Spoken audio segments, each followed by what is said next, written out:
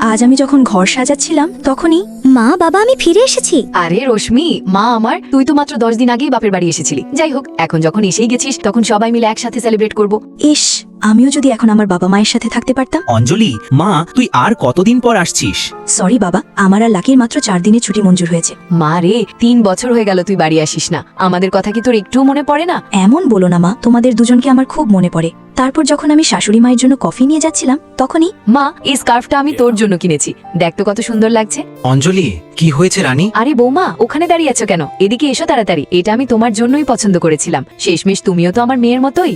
Thanks মা, কিন্তু আমরা যখনই লাঞ্চ করতে যাচ্ছিলাম তখনই মা, জামাইয়ের ফোন ছিল না?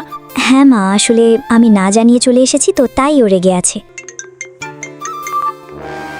ফোনটা ধরে বুঝিয়ে বল, ও তো তোর স্বামী, তাই না? মা আসলে ও রশ্মি, দরজা খোলো। আমি জানি তুমি বাপের বাড়ি এসেছো, তাড়াতাড়ি বাইরে এসো, নইলে আমার চেয়ে খারাপ আর কেউ হবে না। রশ্মির বাচ্চা, বাপের বাড়ি আসার খুব শখ হয়েছে তাই না? চল বাড়ি চল। জামাই একটু থামো। বাহ মা, আপনার এই মেয়ে তো সব সীমা ছাড়িয়ে গেছে। সামান্য একটু তর্কাতর্কি হলেই চুপচাপ বাপের বাড়ি পালিয়ে আসে। আমি সত্যি ওর উপর বিরক্ত হয়ে গেছি। গলা নামিয়ে কথা বলো। যখন তোমার বাবা মা আমার সাথে চাকরের মতো ব্যবহার করেন তখন তোমার এই রাগ কোথায় চলে যায়? তখন তো ওনাদের বোঝানোর বদলে উল্টো আমাকেই দোষ দাও। এর চেয়ে ভালো হবে আমরা ডিভোর্স নিয়ে নিই। ডিভোর্স?